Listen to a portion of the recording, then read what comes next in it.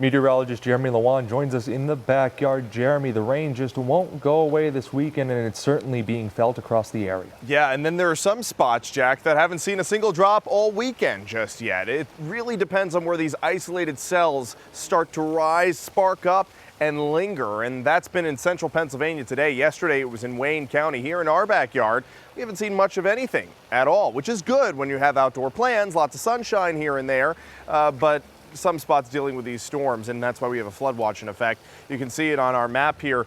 It's changing right now from the National Weather Service for the northern tier. Probably they're changing the time frame that it is in effect for, but nonetheless, the flood watch in effect for the entire northern tier and parts of Wayne County, back through the central Pennsylvania counties and even into Schuylkill County, which is where the storms are persistent and lingering. Here's the current picture from Williamsport. Right now we've got blue skies overhead.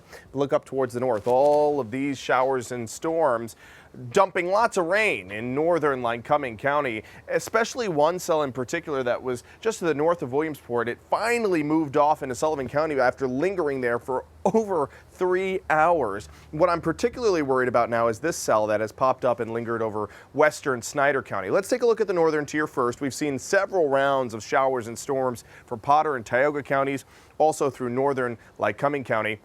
Lightning strikes within these storms too, and what we're worried about here specifically is the storms that continue to follow the same track. So you might get one, it lingers, and then it finally moves off and another one comes in its place. That is what causes flash flooding, and we could rack up rainfall totals in the ballpark of 3, even 4 inches. I wouldn't be surprised if the National Weather Service issues a flash flood warning for parts of western Snyder County, just to the west of Beaver Springs, where this cell has lingered now for more than an hour and a half, dumping anywhere from 1 to 2 inches of rainfall. So just be aware that if you live in this section of Snyder County, you could be experiencing flash flooding very soon that could cause some issues with roadways and even streams and creeks rising. So this cold front, it's coming on through. It's not going to really cool us off much. Instead, it's more of a source of lift in the atmosphere, and that's what's sparking up all of these scattered showers and thunderstorms up and down the eastern seaboard. Poconos hardly saw anything today. That's Great Wolf Lodge outside. Looks like a great afternoon to be in the wave pool, cooling off with temperatures around 82 degrees here in our backyard. I want to point out the low though. Today's low temperature, 72 degrees here in Scranton. Woke up to 77 in Williamsport. Normally we wake up to temperatures in the low 60s, so it's very warm, very humid for this time of year. So much so that we set a new record warm low, which is the warmest low temperature we've woken up to yesterday.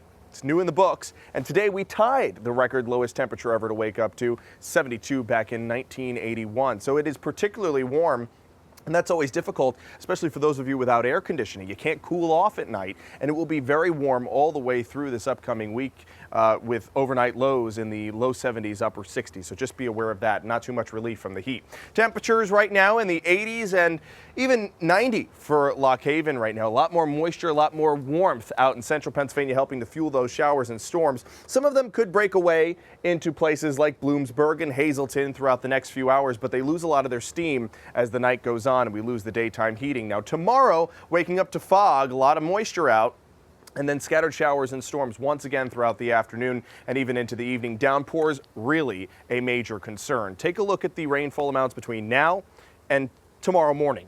Could be over an inch in some spots. But if those storms track over the same places on Monday, look at how some of the rainfall amounts could really rack up. That blue shading is more than 5 inches of rainfall. So over the next 48 hours, if you get hit by several storms in a row, you could be dealing with flash flooding. Just be sure that you're prepared for that. Temperatures for the next 7 days look like they'll be just about 90. And remember, those overnight lows are very warm. So just make sure you take the precautions to cool off at night so you get the relief from the heat, because temperatures are going to be hot all the way for the next 7.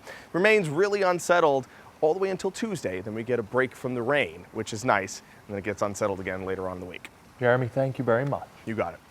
Courtney Harrison takes us to the ballpark next on Newswatch 16 Sports.